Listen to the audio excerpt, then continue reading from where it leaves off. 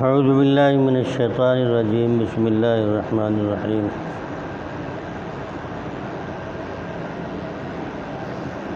وقل جاء الحق وزهق الباطل ان الباطل کان زہوقا، اور کہہ دو، اعلان کر دو کہ حق آ گیا اور باطل نابود ہو گیا، مٹ گیا۔ بے شک باطل مٹنے ہی والی چیز ہے۔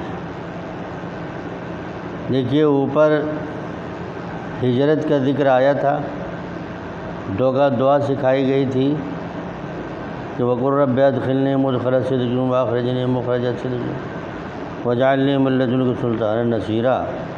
تو گویا اس میں ہجرت کی بشارت تھی۔ وقت قریب آ گیا ہے کہ اب آپ کو ہجرت کا حکم ہو، اور ہجرت دراصل فتح کا دروازہ ہوتی ہے۔ ہجرت جو ہے رسول کی اور مومنین کی فتح کا دروازہ، اس کا پہلا اسٹیپ ہے، کیونکہ پوری تاریخ بتاتی ہے انبیاء کی کہ جب بھی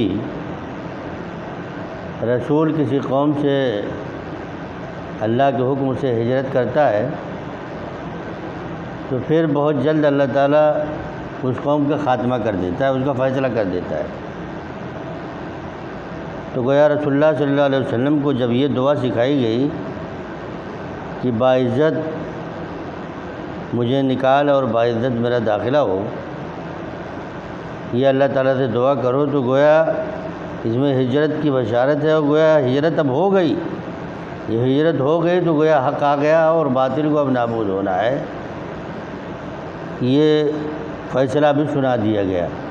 اور بالکل ٹھیک اسی کے مصداق آپ دیکھیے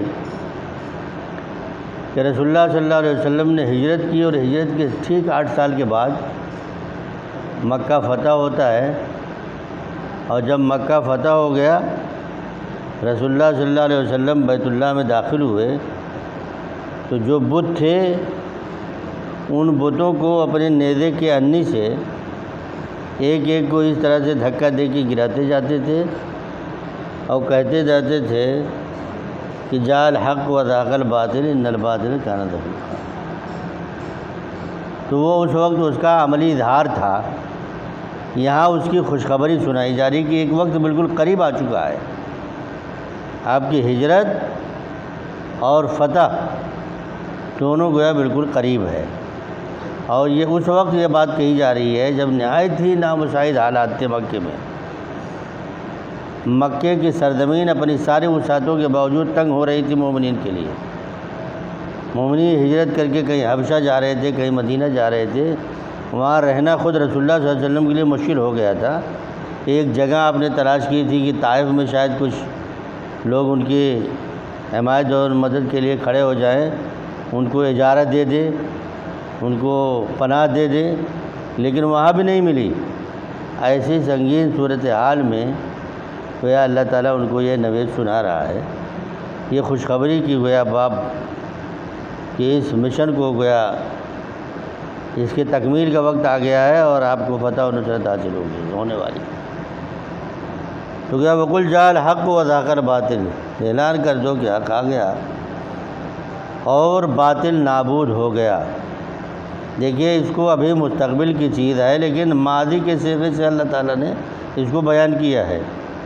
قرآن مجید کا یہ اسلوب ہے کہ اللہ تعالیٰ کے یہاں تو ہر چیز قطعی ہوتی ہے، جو فیصلہ اس کا ہو گیا اس کو کوئی ٹال نہیں سکتا۔ لا تبدیل لکلمات اللہ سنت اللہ التی، اس سے پہلے وہ اللہ تعالیٰ نے اپنی سنت کا حوالہ دیا کہ ولا تجد لسنتنا تحویلا۔ تو اللہ تعالیٰ کی یہ سنت جو ہے، جو قانون اور ضابطہ اس کا ہے، وہ اٹل ہے،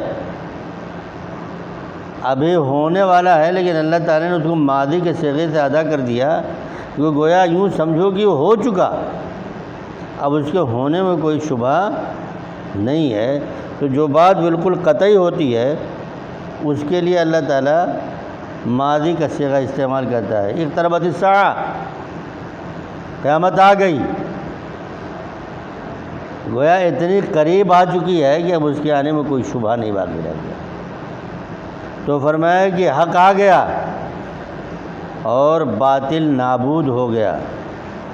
باطل کی کیا حیثیت ہے؟ باطل تو دراصل خضر و پودا ہوتا ہے۔ جیسے کسان جب تک اپنے کھیت میں ہل نہیں چلاتا، طرح طرح کے گھاس اور پودے اس میں لہلہاتے ہیں، لیکن تھوڑی سی کسان محنت کرتا ہے اور اس پہ 2-4 بار ہل چلاتا ہے، اور یہ سارے خضر و پودے جو ہیں پودے سب اکھڑ جاتے ہیں اور اس کو اکھاڑ کے پھینک دیتا ہے۔ پھر اس پہ حق ہی کی فصل لہلہاتی ہے، جس کے لیے دراصل وہ کھیت ہے، خضر و پودوں کے لیے تو ہے نہیں۔ تو انسان کی جو فطرت ہے یہ حق پر مبنی ہے، اور اس کی جو کھیتی ہے وہ حق کے لیے ہے۔ باطل یہاں جو جگہ پا جاتا ہے وہ خضر و پودے کی حیثیت ہے۔ آدمی غافل کھیت سے اگر غافل رہتا ہے تو یہ خضر و پودے بہت زیادہ ہو جاتے ہیں، لیکن جب اس کی غفلت ختم ہوتی ہے، کھیت کی طرف متوجہ ہو جاتا ہے تو سب کو صاف کر دیتا ہے، اکھاڑ پھینکتا ہے، وہ سب کو ختم کر دیتا ہے۔ تو اگر انسان غافل رہتا ہے تو غافل رہتا ہے، اللہ تعالیٰ اس کو متوجہ کرتا ہے انبیاء بھیج کے، رسول بھیج کے، وحی بھیج کے، کتاب بھیج کے، اور جب اس کو توجہ دلائی جاتی ہے تو اسی کی فطرت کی جو کھیتی ہے، جب وہ متوجہ ہوتا ہے اپنی کھیتی کی طرف، جو فطر کی فطرت کی اس کے دل کی جو ہے، تو اس کو تمام خضر و پودے جھاڑ جھنکاڑ جتنے وہ صاف کر کے حق کی فصل کو لہلا دیتا ہے، گویا حق اس کے دل میں جلوہ گر ہو جاتا ہے، منور ہو جاتا ہے۔ تو باطل جو ہے وہ مٹنے ہی کی چیز ہے، کھیت میں بونے کی چیز تو ہے نہیں، اور اس کو باقی رکھنے کی چیز نہیں ہے۔ جب تک انسان غافل رہتا ہے، شرک میں مبتلا رہتا ہے، لیکن اللہ تعالیٰ جب اس کو رسول بھیج کے متوجہ کرتا ہے تو پھر وہ متوجہ ہو جاتا ہے، جس کی فطرت صالحہ باقی رہتی ہے۔ اور جو اپنی فطرت کو بالکل مس کر دیتا ہے، اس کو وحی کی کتنی ہی بارش ہو لیکن اس میں حق کی نمودگی کی صلاحیت پیدا نہیں ہو پاتی۔ ایسے بھی لوگ ہوتے ہیں کہ کتنے ہی رسول ان کو سمجھاتا ہے، جیسے ابو جہل، ابو لہب وغیرہ تھے، کچھ بھی فرق نہیں پڑا۔ ایسے لوگوں کے دلوں کو اللہ تعالیٰ سیل کر دیتا ہے، پھر وہ گویا حق سے محروم ہو جاتے ہیں، مسلوب التوفیق ہو جاتے ہیں۔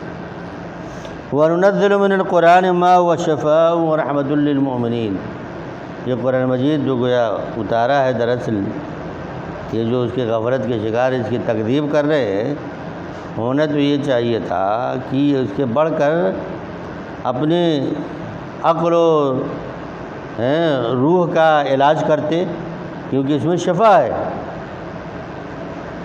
ان کے عقل میں جو فطور ہے، ان کے روح میں جو شرک کی آمیزش ہو گئی ہے، یہ اس کا علاج ہے۔ وَيُنَزِّلُ مِنَ الْقُرْآنِ مَا هُوَ شِفَاءٌ وَرَحْمَةٌ لِّلْمُؤْمِنِينَ، کہ ہم نے قرآن مجید کو نازل کیا ہے، کہ یہ قرآن مجید وہ ہے کہ جو شفا ہے، انسان کے عقل کے لیے شفا ہے، اس کی روح کے لیے شفا ہے، اس کے ایمان کے لیے اس میں بہت کچھ توانائی ہے۔ اور جو اس کو قبول کر لیتا ہے، اپنے عقل کو پیوریفائی کر لیتا ہے، اس کو اس سے منور کر دیتا ہے قرآن مجید کے ہدایات سے، تو وہ اس کے لیے پھر رحمت ہو جاتا ہے۔ وَرَحْمَةٌ لِّلْمُؤْمِنِينَ، جو اس پر ایمان لے آتا ہے، اس کو قبول کر لیتا ہے، تو وہ اس کے لیے باعث رحمت ہوتا ہے۔ ہدایت باعث ہدایت ہو جاتا ہے دنیا میں جب اس کو قبول کرتا ہے، اور ہدایت کیا بنتا ہے؟ اس کے لیے شفا بن جاتا ہے، اس کی تمام روحانی اور عقلی بیماریوں کا علاج کر دیتا ہے، اور اس کے بعد آخرت میں اللہ تعالیٰ کی رحمت کا وہ حقدار قرار پائے گا۔ رحمت للمؤمنین، مومنین کے لیے وہ رحمت ہوگا، اللہ تعالیٰ کی الطاف و عنایات کا وہ حقدار اس کو بنا دے گا، اور اس کا زبردست اہتمام کے ساتھ استقبال کیا جائے گا۔ وسیق الذین اتقوا ربهم إلى الجنة زمرا حتى إذا جاءوها وفتحت أبوابها وقال لهم خزنتها سلام علیکم طبتم فادخلوها خالدین۔ یہ اس کی رحمت ہی کا نتیجہ ہوگا کہ جس طرح کا اس کا اس طرح استقبال کیا جائے گا۔ ولا يزيد الظالمین الا خسارا، اور یہ قرآن مجید ظالمین کو کہ خسارے ہی میں اضافہ کرتا ہے۔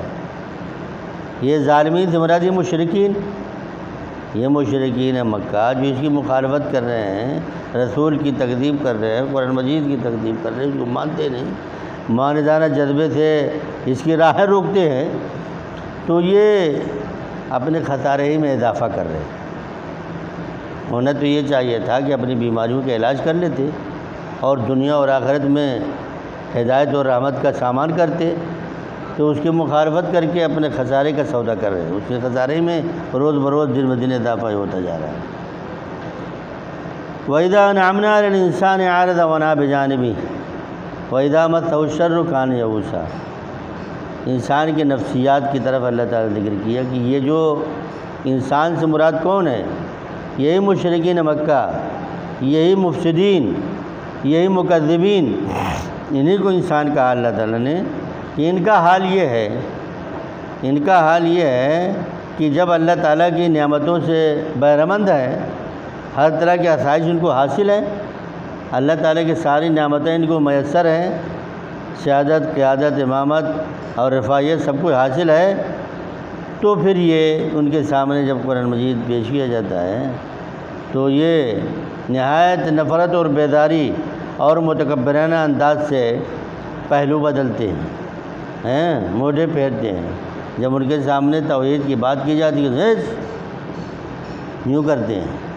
ایک آدمی یہ ہوتا ہے اعراض کرتا ہے تو اس کا اعراض محض اعراض ہوتا ہے، سمپل سا اعراض کہ اس کی بات سمجھ میں نہیں آتی تو اس کو سننا نہیں چاہتا، دلچسپی نہیں لیتا۔ ایک یہ ہوتا ہے کہ اس کے اندر نفرت کا جذبہ ہو، نفرت اور بیداری کے ساتھ متکبرانہ بھی انداز ہو، اپنی بڑائی کا بھی احساس ہو، کہ گویا قرآن مجید کی دعوت کو، رسول کی دعوت کو حقیر سمجھے، اپنے کو اس سے بہت بالا سمجھے، اور اس سے نفرت کے اظہار میں جب آدمی کو کسی چیز سے نفرت ہوتی ہے، اس کو سننا نہیں چاہتا، تو یہ جو انداز ہے یہ ان کی اعراض کی پوری نفرت کی تصویر پیش کرتا ہے۔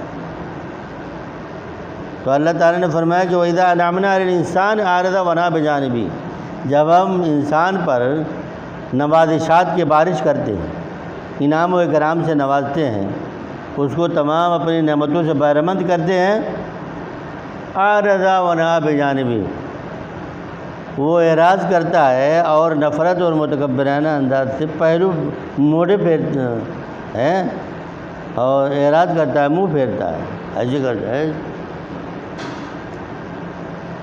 وَإِذَا مَسَّهُ الشَّرُّ كَانَ يَئُوسًا، لیکن ذرا سا جب ہم اس کو کسی مصیبت میں گرفتار کرتے ہیں تو فوراً چیں بول جاتا ہے، مایوس ہونے لگتا ہے، دم نہیں ہے، اپنے بہت باگھا بنتے ہیں، بڑی طاقت اور قوت کا مظاہرہ کرتے ہیں، صاحب ہمارے سامنے کون ہے، کس کی کیا حیثیت ہے، دوسروں کو اپنے سے کمتر اور حقیر سمجھتے ہیں۔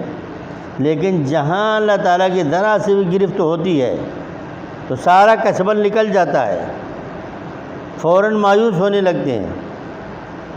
حالانکہ صحیح انداز اور صحیح رویہ یہ ہے کہ اللہ تعالیٰ کے انعام و اکرام اگر ہو تو ان انعام و اکرام کو پا کے اس کا شکر ادا کرے، اس کا احسان مانے، اور اس کے اندر شکر اور احسان ماننے کے نتیجے میں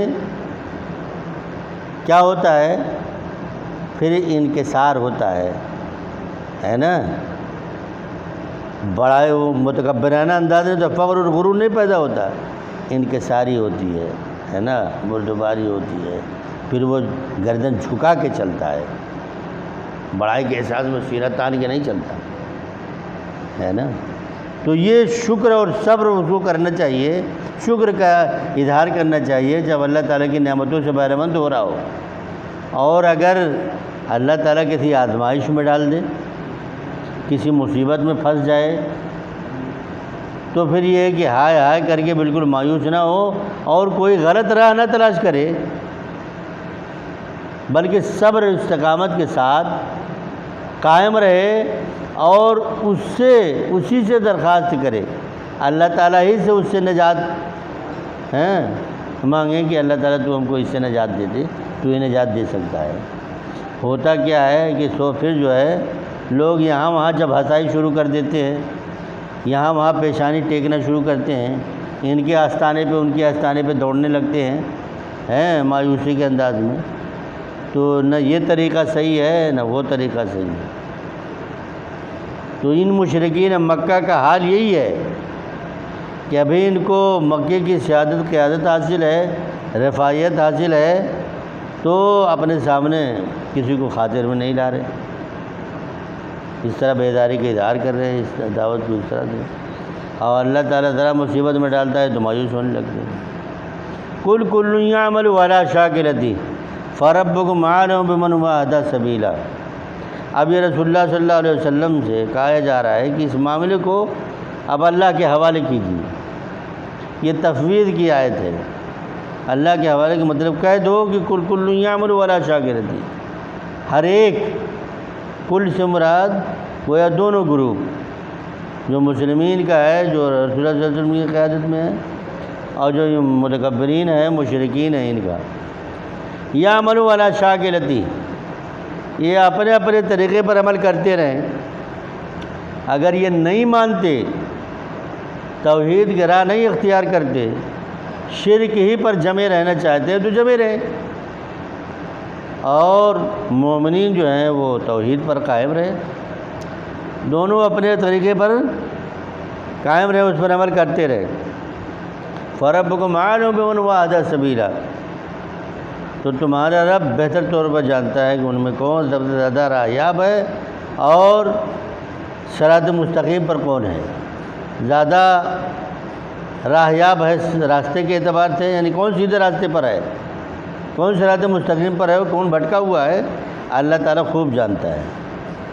یہ مشرکین مکہ یہ سمجھتے تھے کہ ہم جو ہے حق پر ہیں، اور رسول اللہ صلی اللہ علیہ وسلم نے جو کچھ شروع کیا، جو دعوت دے رہے ہیں وہ باطل ہے، کیونکہ آپ دیکھیے کہ جب رسول اللہ صلی اللہ علیہ وسلم نے ہجرت کی، ہجرت کرنے کے بعد سن 2 ہجری میں پہلے جنگ بدر جو ہوئی، اس موقع پر ابو جہل نے یہ اعلان کیا تھا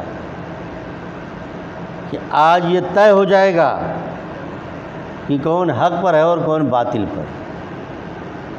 اپنے تئیں جو وہ سمجھتے تھے کہ ساری طاقت اور قوت اور وسائل اور سارا عرب تو ہماری مٹھی میں ہے،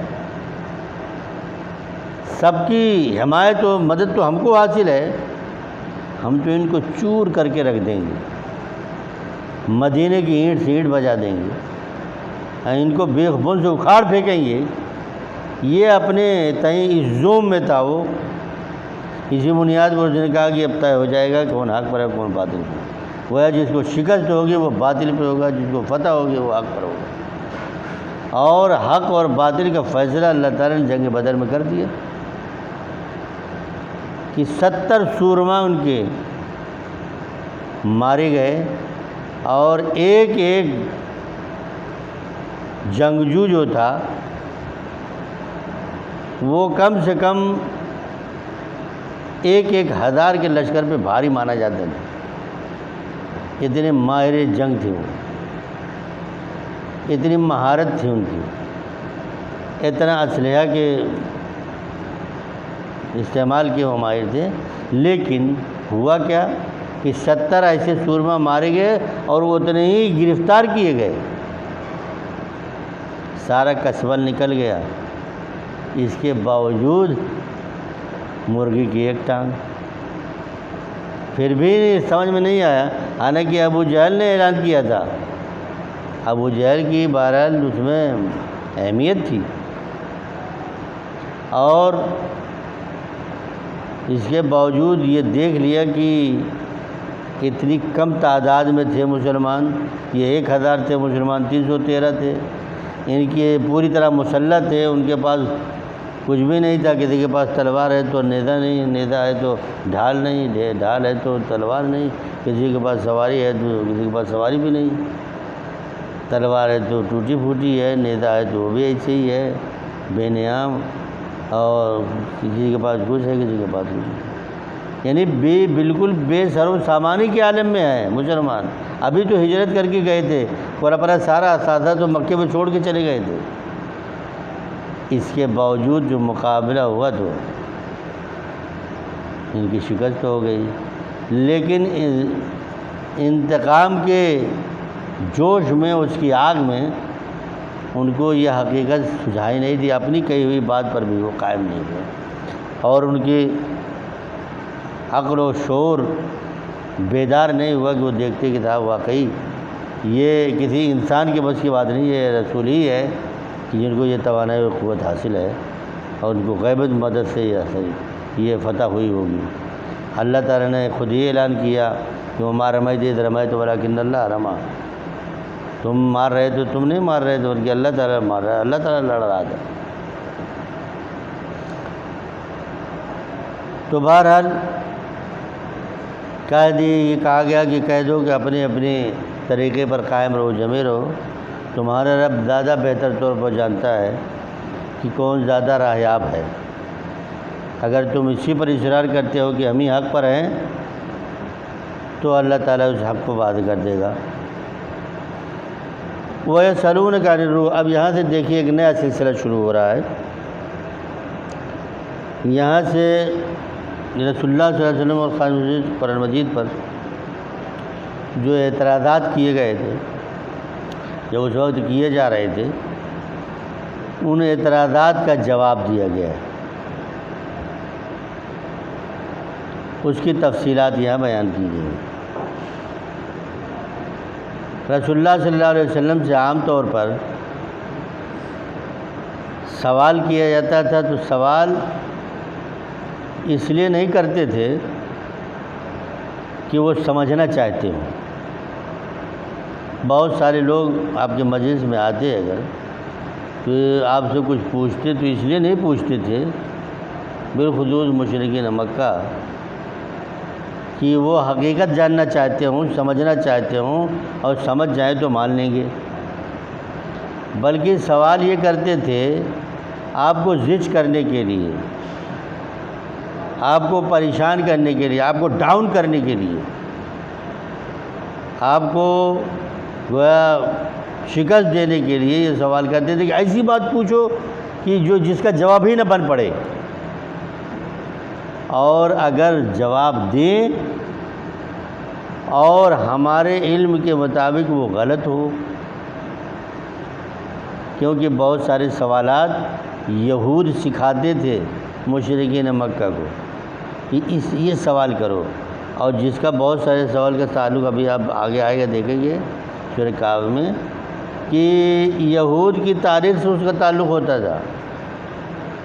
تو وہ پوچھتے تھے کہ دیکھیں یہ کیا بتاتے ہیں، اگر یہ بتائیں گے غلط تو کہیں گے کہ واہ واہ، قصہ تو یوں نہیں یوں ہے، واقعہ تو یوں نہیں یوں ہوا تھا، جناب ایسے بتا رہے، کہتے ہیں ہم رسول ہیں، یہی رسول ہے، معمولی تاریخ نہیں جانتے، معمولی واقعہ نہیں معلوم، یہ کہہ کے آپ کو ڈاؤن کریں گے، ہے نا، آپ کو زج کریں گے۔ یہ اصلاً جذبہ ہوتا تھا مشرکین مکہ کا اور یہودیوں کا آپ سے سوال کرنے، یا ایسی بات پوچھو کہ یہ جواب ہی نہ دے سکے۔ تو عام طور پر ان کا مقصد یہ ہوتا تھا، جاننا سمجھنا اور ماننا مقصود نہیں ہوتا تھا، پریشان کرنا مقصود ہوتا تھا، آپ کو لاجواب کرنا یا زج کرنا مقصود ہوتا تھا۔ تو اس لیے بہت سارے سوال کو اللہ تعالیٰ نے اعراض کر دیا، اس کو چھوڑ دیا، نظر انداز کر دیا، تو اس کا جواب ہی نہیں دیا گیا۔ لیکن بعض سوال ایسے ہوتے تھے کہ جس کے جواب سے وہ کچھ عبرت و نصیحت حاصل کر سکتے ہو، اس سے ان کو کچھ فائدہ دوسرے لوگوں کو سن کے پہنچ سکتا، جو ان کے لیے باعث نصیحت ہو سکتا تھا جتنا کچھ، یا مسلمانوں کو اس سے فائدہ پہنچ سکتا تھا، اتنا حصہ سوال کے میں اتنے حصے کا جواب دے دیا جاتا۔ جیسے یہاں پوچھا گیا روح کے بارے میں، سورہ کہف میں آپ دیکھیں گے کہ وہاں پوچھا گیا ہے کہ ذوالقرنین کے بارے میں، اصحاب کہف کے بارے میں، ہے نا، یہ سوالات آپ سے کیے گئے تھے، اس کا جواب دیا گیا۔ تو یہ چیزیں ایسی تھیں جیسے اصحاب کہف کے بارے میں، جن پر ان کو بڑا ناز تھا، ان کی تاریخ کا حصہ تھا، ان کو بہت کچھ سمجھتے تھے۔ اللہ تعالیٰ نے اس میں سے چھانٹ کے جو چیز اصل تھی، جو باعث عبرت و نصیحت تھی، وہ بیان کر دی کہ دیکھو جن پر تم کو فخر ہے وہ تھے کون لوگ، ان کا مشن کیا تھا، ان کی دعوت کیا تھی، کس لیے انہوں نے اتنی بڑی قربانی دی تھی۔ وہ تو توحید کے علم بردار تھے۔ اگر تمہارے یہ اجداد میں سے تھے جن پر تم کو فخر ہے تو وہ موحد تھے، تم بھی موحد بنو۔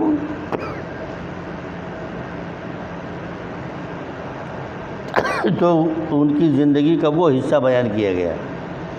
اسی طرح ذوالقرنین کی بات ہے، ذوالقرنین بھی ایک موحد بادشاہ گزرا، اور اس کی اس رعایا پروری اور دینداری کا جو قرآن مجید نے حوالہ دیا ہے، اس کو ہائی لائٹ کیا کہ اگر یہ تمہارے تاریخ کا ایک بہت مشہور آدمی گزرا ہے اور تم پر اس پر فخر ہے، تو دیکھو اس کا عقیدہ و نظریہ کیا تھا اور تم کس نظریے کے حامل ہو۔ تم نے تو اپنے اسلاف سے بھی انحراف کر دیا، تم فخر بھی کرتے ہو اور اس کی مخالفت بھی کرتے ہو۔ تو گویا جو سوالات کیے جاتے تھے اس میں جو ایسے ہوتے کہ جن کے جواب تھے عبرت و نصیحت، رسول مومنین اور کفار و مشرکین دونوں میں سے کسی کو بھی اس کے لیے اس میں نصیحت کا پہلو ہوتا تھا یا دونوں کے لیے ہوتا، تو ان سوالوں میں سے انہی کا جواب دیا جاتا تھا۔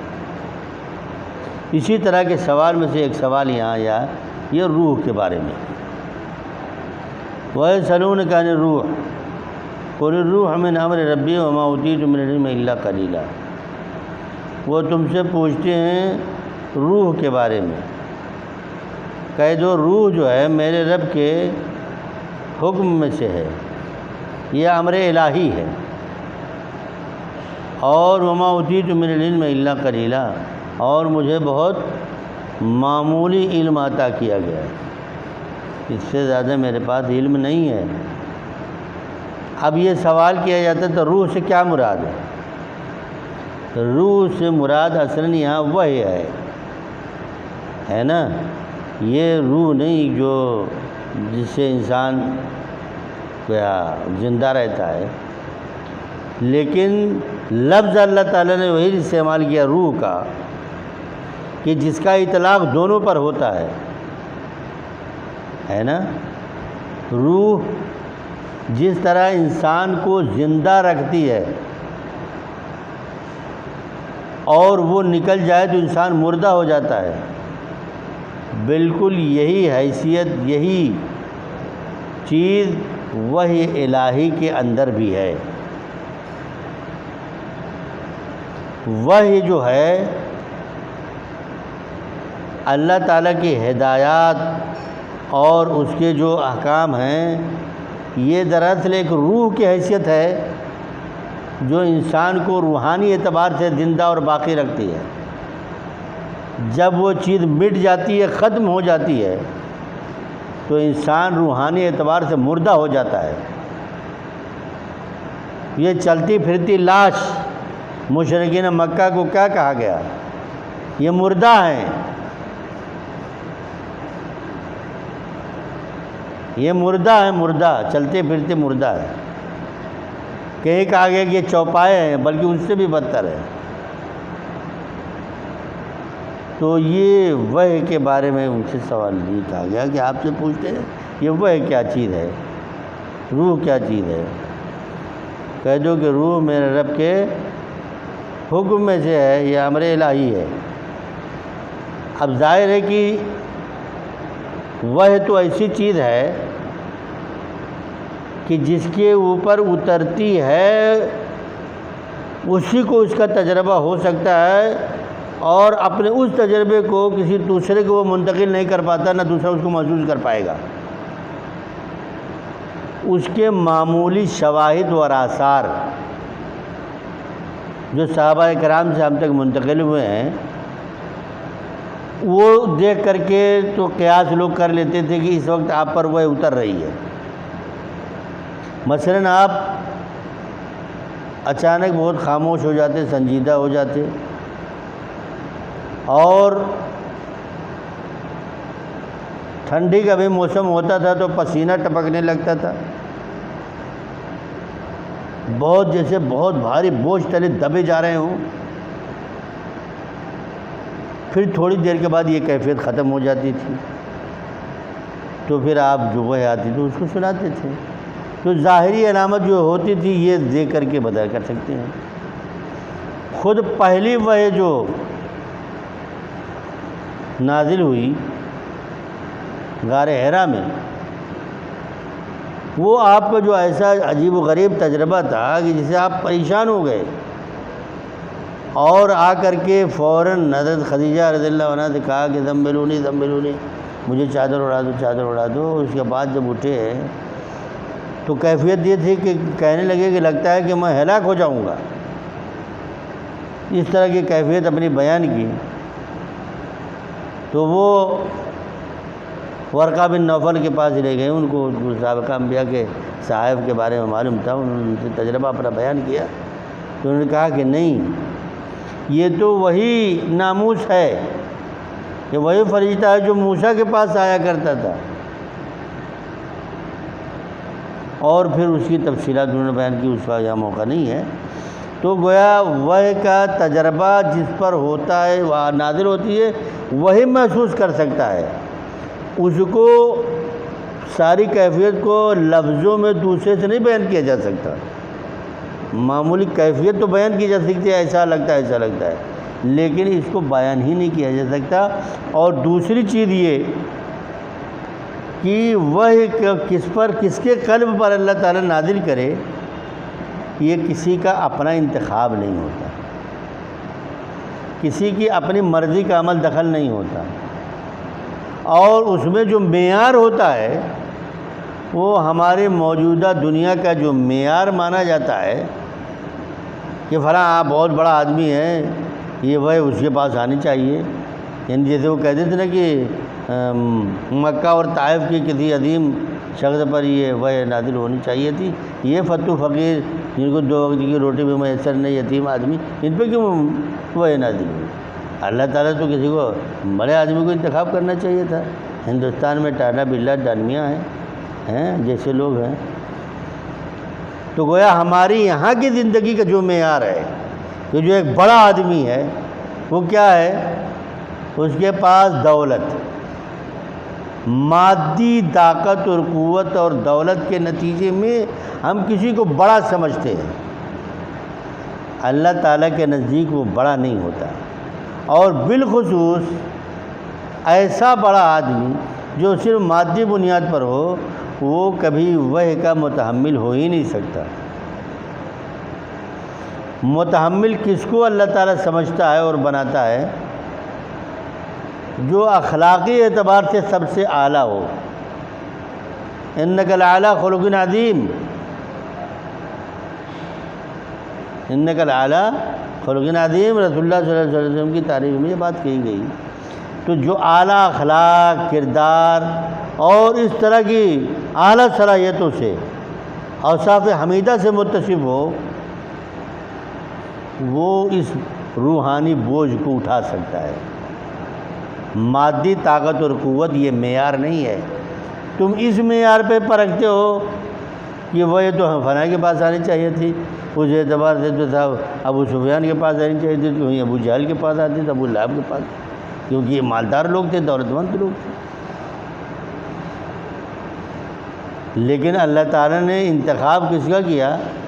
جو روحانی اعتبار سے سب سے زیادہ طاقتور ہو۔ اللہ تعالیٰ نے اسی لیے یہ کہا کہ یہ کتاب جو وحی کے ذریعے سے نازل ہوتی ہے، اس کا حامل، اس کو سب سے زیادہ سمجھنے والا، اپنی زندگی میں اتارنے والا کون شخص ہو سکتا ہے؟ وہ ہو سکتا ہے جو اخلاقی اعتبار سے سب سے اعلیٰ ہو۔ کیا کہا اللہ تعالیٰ نے؟ کہا کہ ھدی للمتقین، یہ قرآن الف لام میم ذالک الکتاب لا ریب فیہ ھدی للمتقین، یہ متقیوں کے لیے ہدایت ہے۔ اس کا مطلب یہ ہوا کہ جس کی اخلاقیات بہت اعلیٰ ہوگی، جس کی روحانی طاقت و قوت زیادہ ہوگی، اسی کے اندر اس کو قبول کرنے کی صلاحیت زیادہ ہوگی، اور وہی سب سے زیادہ اس کو قبول کرے گا اور اس کو اپنی زندگی میں ڈھالے گا۔ آپ دیکھیے کہ انسان روحانی اعتبار سے زیادہ طاقتور ہوتا ہے 12 مہینے میں سے کس مہینے میں؟ رمضان میں۔ اس کی روحانیت میں اضافہ ہو جاتا ہے، اس کے دینی اعمال میں اضافہ ہو جاتا ہے، قرب الہی میں اضافہ ہوتا ہے، اس کے اندر تقویٰ کی صفت پیدا ہوتی ہے۔ اسی لیے اللہ تعالیٰ نے اسی مہینے میں قرآن مجید کو نازل کیا، شہر رمضان الذی انزل فیہ القرآن۔ تو یہ متحمل کون ہو سکتا ہے؟ جس کے اندر تقویٰ کی صلاحیت ہو، اور رمضان تقویٰ ہی کی صلاحیت کو پیدا کرتا ہے۔ کتب علیکم الصیام کما کتب علی الذین من قبلکم لعلکم تتقون، لعلکم تتقون۔ تو رمضان جو ہے انسان کے اندر روحانی طاقت اور قوت کو پیدا کرنے، تقویٰ پیدا کرنے کے لیے اللہ تعالیٰ نے ایک مہینہ روزہ رکھنے کا حکم دیا ہے۔ تو جتنی اس کی یعنی روحانی طاقت اور قوت بڑھے گی، اتنی ہی اس کلام سے وہ فائدہ اٹھا سکے گا، ہے نا؟ تو اب جو ہے معیار اللہ تعالیٰ کے ہاں تو یہ ہے، اس بنیاد پر وہ کہتے ہیں کہ صاحب ان کے یہاں کیوں وہ آ گئی؟ کون سا سرخاب کا پر لگا ہے؟ ارے تمہاری سمجھ میں آئے گا یہ کون سا سرخاب ہے؟ یہ اللہ تعالیٰ کا فیصلہ ہوتا ہے، وہ دیکھتا ہے۔ پھر اس کے باوجود رسول اللہ صلی اللہ علیہ وسلم کا انتخاب جو آپ نے کیا اللہ تعالیٰ نے، تو آپ دیکھیے کہ آپ کی سیرت پڑھیے تو 2 واقعہ ایسا ہوا کہ آپ کے قلب کو سینہ چاک کر کے نکال کر کے اس کو دھولا گیا، اس کے اندر سے تمام اس طرح کی شرکی علائش کا امکانات جتنے ہیں اور برائیوں کے امکانات جتنے ہیں ان سب کو نکالا گیا، اور اس میں نورانیت بھری گئی تاکہ آپ اس کے متحمل ہو سکیں، ایک بچپن میں اور ایک اور دوسری بار معراج کے وقت۔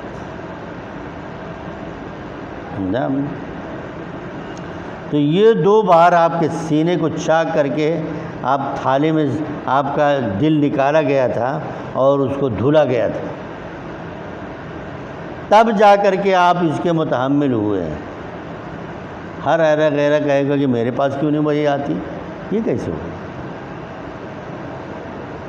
اس کو اٹھانے کی، اس بار گناہ کو اٹھانے کی صلاحیت چاہیے۔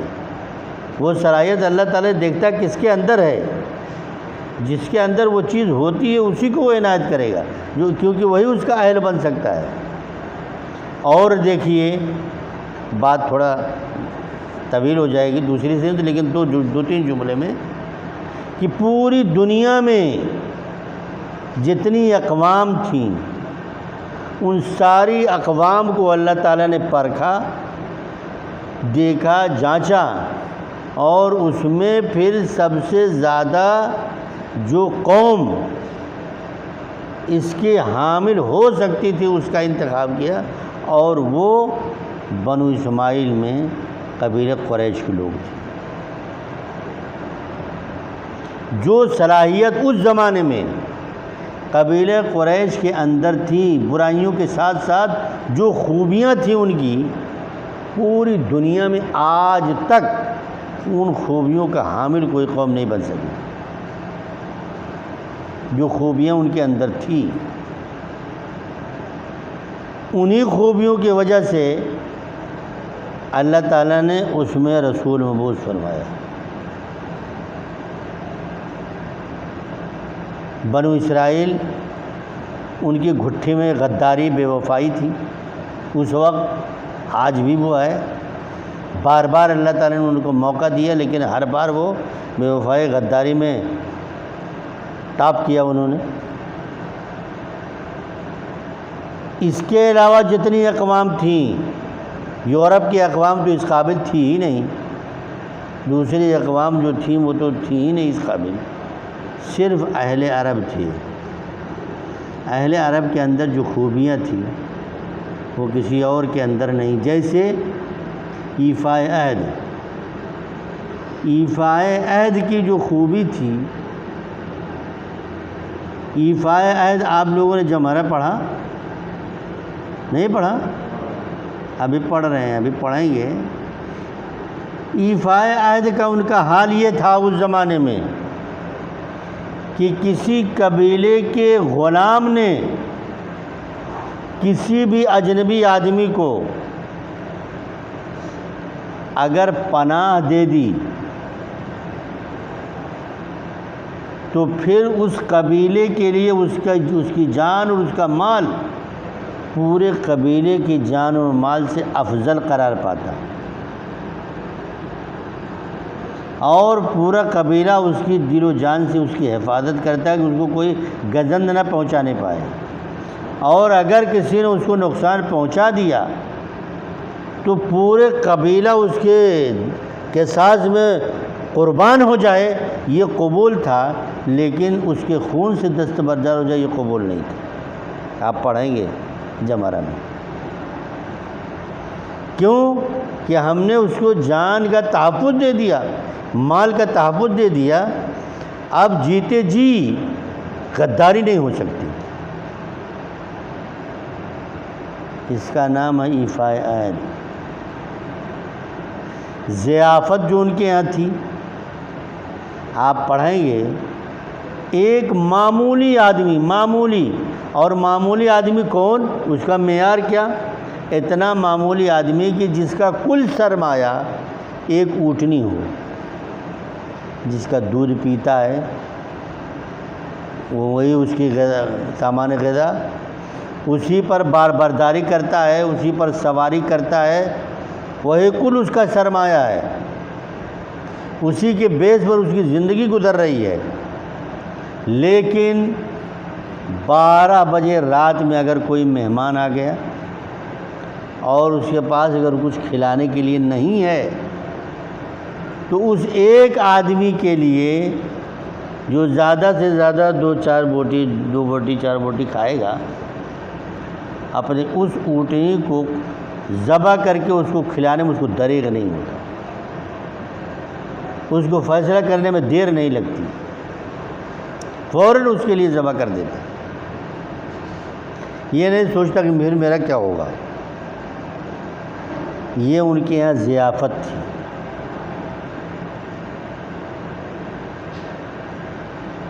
وہ شعر ہے نا، اپنے محاسن میں پڑھا ہوگا کہ لحافی لحاف الضیف والبیت بیتہ، مہمان آ جاتا تو مہمانداری کیسے ہوتی، گویا مہمان کا ان کا گھر میں مہمان سمجھتا کہ میرا گھر ہے، اس طرح سے اپنا لحاف اس کا لحاف دے دیتے ہیں، اسے گھر کہ ساری گھر کی سہولیات جو اعلیٰ درجے کی ہوتی اس کو میسر کرا دی جاتی، اس کے حوالے کر دیا، اس کو ذرا بھی کہیں بھی کوئی کمی نہ ہو۔ اس طرح کی ضیافت، یہی وجہ تھی کہ رسول اللہ صلی اللہ علیہ وسلم کو جس طرح لوگوں نے مدینے میں جی جان سے حفاظت کی، مکے میں جی جان سے حفاظت کی، جس طرح آپ کا والہانہ استقبال کیا گیا، جس طرح آپ کی ضیافت کی گئی، یہ کسی قوم کے اندر نہیں تھی۔ اور جو لے گئے کہ کبھی انہوں نے غداری نہیں، سوائے منافقین کے، کہ منافقین کی تو معاملہ ہی دوسرا تھا، منافقین لے بھی نہیں گئے تھے۔ آپ جب لے جا رہے تھے بیعت عقبہ ثانیہ کے موقع پر، حضرت عباس رضی اللہ عنہ آپ کے جو چچا تھے اس وقت ایمان نہیں لے آئے تھے۔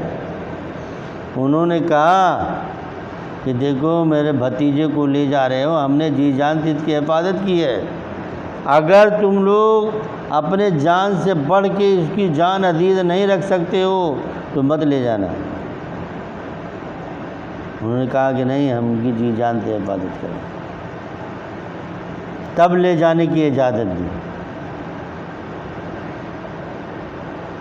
تو یہ عصبیت جو تھی ان کے یہاں، عصبیت کا حال یہ تھا کہ بنو ہاشم کے آپ فرد تھے، حضرت حمزہ ایمان نہیں لے آئے تھے۔ حضرت حمزہ ذرا منچلے نوجوان تھے، سیر سپاٹا اور شکار وغیرہ کے زیادہ پسند کرتے تھے۔ ایک روز شکار پہ گئے ہوئے تھے،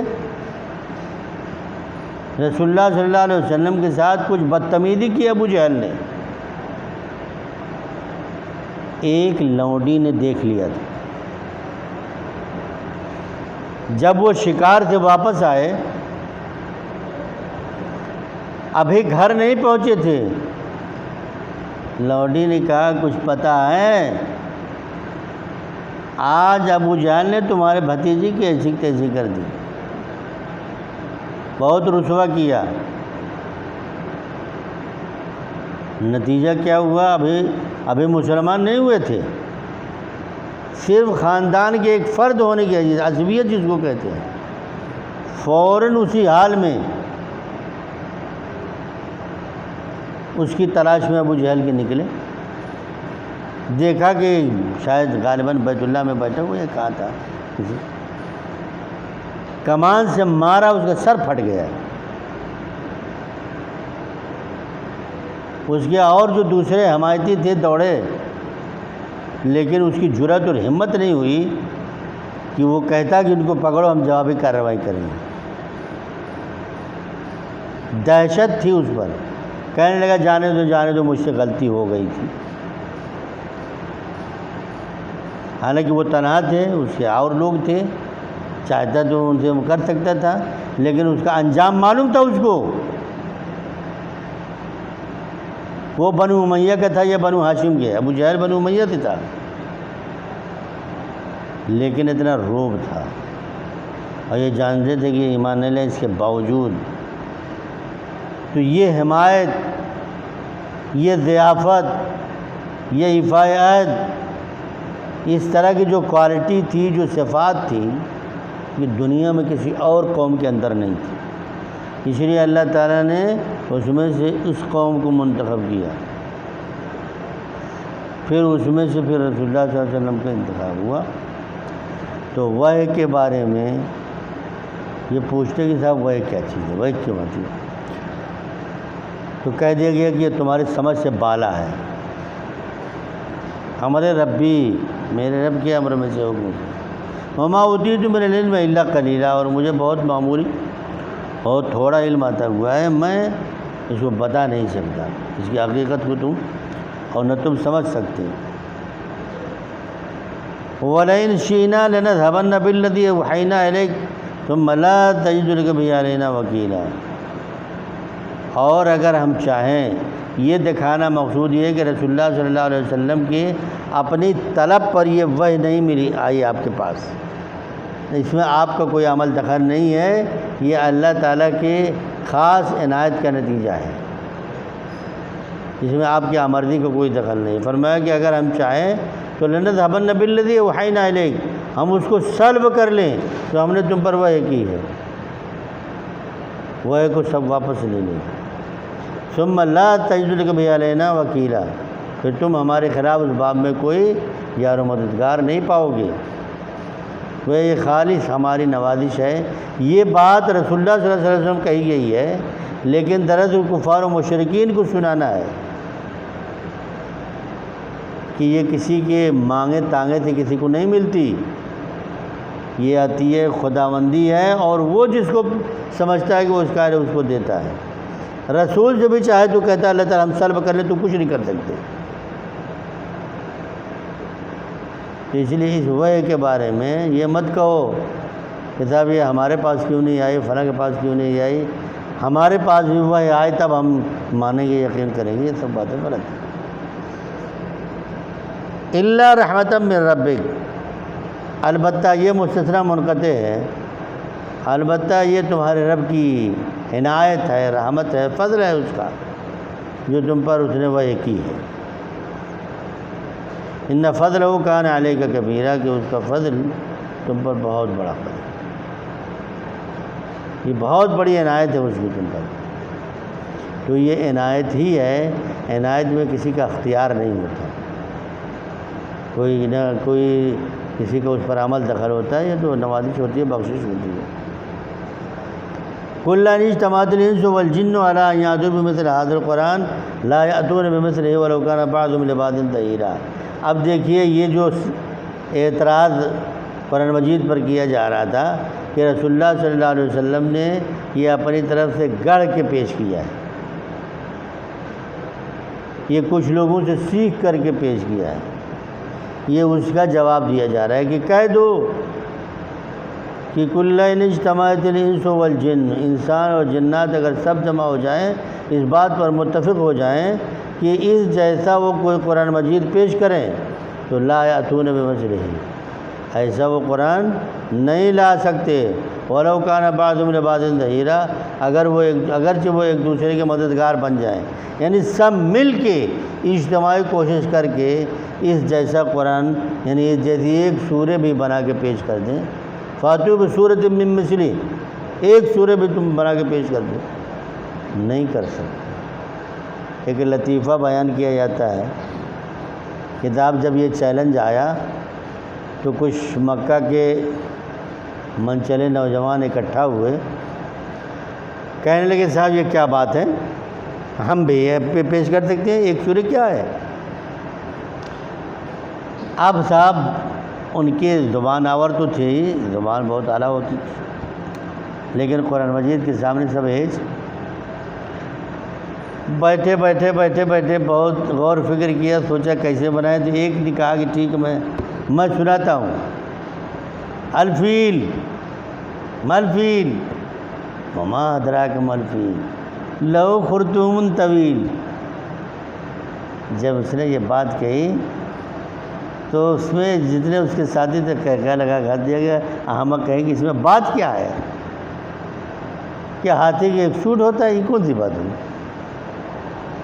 ہاتھی کیا ہے، تم کہاں جانو ہاتھی کیا ہے، تمہیں کیا معلوم ہاتھی کیا ہے، ہاتھی کے ایک سوٹ ہوتا ہے، یہ بات ہوئی۔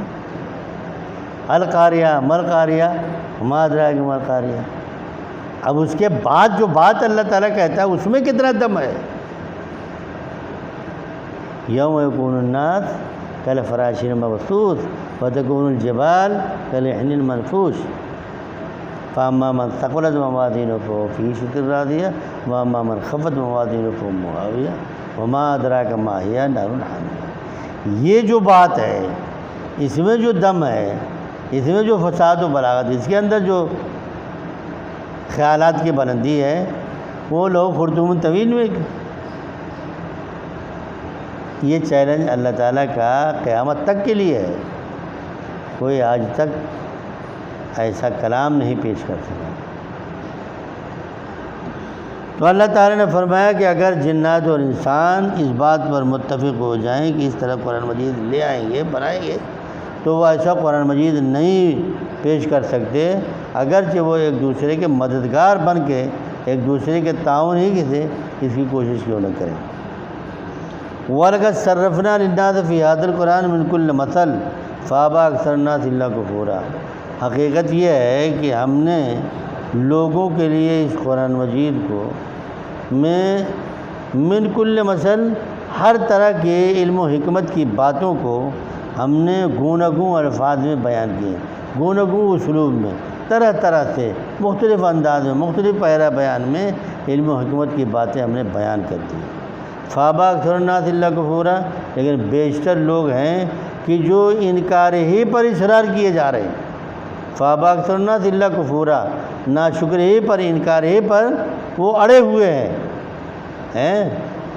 تو الناس سے یہاں مراد گویا عام انسان نہیں، بلکہ یہی مشرکین مکہ جو مفسدین تھے، معاندین تھے اور مکذبین تھے، انہی کی طرف یہ اشارہ ہے کہ قرآن مجید کو تو ہم نے طرح طرح کے اسلوب اور طرح طرح کے انداز سے دلائل دے کر کے ہم نے اس کے علم و حکمت کی باتوں کو سمجھا دیا ہے، لیکن یہ ماننے والے ہیں۔ جتنے ہی ان کو سمجھایا بتایا جاتا ہے مختلف پیرا بیان میں، مختلف اسلوب میں، مختلف انداز سے، کبھی تاریخی حوالے کے ذریعے سے، کبھی آفاق و انفس کے دلائل کے ذریعے سے، لیکن اس کے باوجود یہ سمجھنے کی کوشش نہیں کرتے، بلکہ ان کے انکار ہی پہ اڑے ہوئے ہیں۔ فابا اکثر الناس الا کفورا، بیشتر لوگ ہیں کہ جو انکار ہی پہ اڑے ہوئے ہیں، جمے ہوئے ہیں، اسی پہ اصرار کیے جا رہے ہیں۔ وقالوا لن نؤمن لك حتى تفجر لنا من الارض ينبوعا، اب ان کی طرف سے دیکھیے کہ ہم رسول اس صورت میں مانیں گے جب آپ اس طرح کا کوئی معجزہ ہم کو دکھائیں، تب ہم آپ کو رسول مانیں گے۔ کیا ہے کہ لن نؤمن لك حتى تفجر لنا من الارض ينبوعا، ہم آپ پر ایمان نہیں لے آئیں گے تاکہ آپ ہمارے لیے زمین میں چشمہ جاری کر دیں، ہمارے لیے چشمہ جاری کر دیں، اس طرح جس طرح صحرائے سینا میں موسیٰ علیہ السلام نے لاٹھی مارا اور فانفجرت منہ 12 عینا، 12 چشمے انہوں نے جاری کر دیے۔ ایسا کوئی معجزہ دکھائیے تب تو ہم ایمان لیں، نہیں تو ہم ماننے والے نہیں۔ او تکون لک جنت من نخیل وعنب فتفجر الانہار خلالها تفجیرا، اگر یہ نہیں پھر یا تو آپ کے کھجور اور انگور کے آپ کے پاس کوئی باغ ہو، اور فتفجر الانہار خلالها، اور باغ کے درمیان جو ہے وہ نہر جاری ہو، اس کی شادابی کے لیے کوئی اس میں نہر بھی ہو، تو پھر ایسی صورت میں ہم آپ کو رسول مانیں گے۔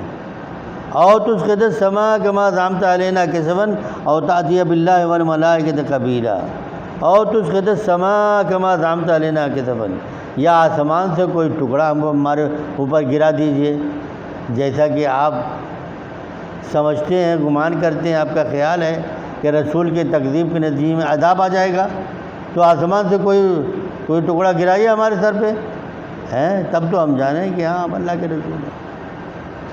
او تسقط السماء كما زعمت علينا كسفا او تأتي بالله والملائكة قبيلا، اور یا پھر اللہ اور فرشتوں کو ہمارے روبرو لا کھڑا کر دیں، اللہ میں آ کے کہیں کہ ہاں یہ ہمارے رسول ہیں، ہے نا، فرشتوں کو ہم دیکھنے کی یہ ہمارے آپ کے ساتھ آپ کے جلوں میں کھڑے ہیں بغل میں، اس طرح کا اعلان ہو، ہے نا۔ تو جیسے وہ موسیٰ علیہ السلام کی قوم نے کہا تھا نا کہ لن نؤمن لک حتی نری اللہ جہرۃ، ہم ایمان نہیں لے آئیں گے یہاں تک کہ ہم کھلی آنکھوں موسیٰ کو آپ کے اللہ کو دیکھ لیں۔ لن نؤمن لک حتی نری اللہ جہرۃ، کھلی آنکھوں دیکھ لیں ہم اللہ میں یہیں کھڑے ہیں، یہ تب تو صحیح ایمان لے آئیں گے، ورنہ آپ پر ایمان نہیں۔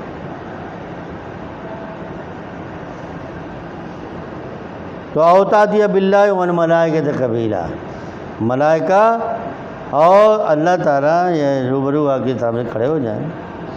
او یکون لک بیت من زخرف او ترقی فی السماء ولن نؤمن لرقیک حتی تنزل علینا کتابا نقرؤہ قل سبحان ربی ہل کنت الا بشرا رسولا، یا آپ کے پاس سونے کا گھر ہو، ہے نا، او ترقی فی السماء، یا آسمان پہ آپ چڑھ جائیں، تو ولن نؤمن لرقیک، اور آپ کا آسمان میں چڑھنا بھی ہم نہیں مانیں گے تاکہ تنزل علینا کتابا نقرؤہ، وہاں سے ہمارے پاس کوئی کتاب بھیجیں جس کا ہم پڑھیں، تب تو ہم آپ کو ایمان لے آئیں۔ قل کہہ دو کہ یہ سارا مطالبہ بے معنی ہے. سبحان ربی هل کنت الا بشر رسولا، کہہ دو کہ سبحان ربی، میرا رب منزہ اور پاک ہے ہر طرح کے عیوب و نقائص سے. هل کنت الا بشر رسولا، هل کنت الا بشر رسولا، کہ میں تو محض اللہ کا بھیجا ہوا رسول اور انسان ہوں. میری حیثیت صرف اتنی ہے کہ میں اس کا بھیجا ہوا رسول ہوں، انسان ہوں. یہ سب کب میں نے دعویٰ کیا ہے یہ سب کرنے کا. میں خدا نہیں ہوں اور نہ خدائی کا دعویٰ کرتا ہوں اور نہ میرے یہ سب کچھ اختیار میں ہے. نہ خدا کی خدائی میں میں شریک ہوں کہ تم یہ کہو پھٹ سے میں کر کے دکھا دوں، یہ کہو میں کر دوں. یہ ساری نوازشات تو اللہ تعالیٰ کی ہیں. میں مجھ پر جو وحی آئی ہے میرا اپنے اختیار میں نہیں ہے. میں رسول بناؤں اپنے اختیار سے نہیں بناؤں، اس نے مجھ کو رسول بنایا ہے اور میں انسان ہوں، خدا نہیں ہوں. اس لیے اس طرح کا مطالبہ مجھ سے نہ کرو. یہ سارے مطالبات کو دیکھ کر کے اگر تم یہ کہتے ہو کہ مان لے آؤ گے تو یہ اسے میں اس کا دعویٰ نہیں کرتا. وما منع الناس ان يؤمنوا اذ جاءهم الهدى الا ان قالوا بس اللہ بشر رسولا. کیا ہو گیا ٹائم؟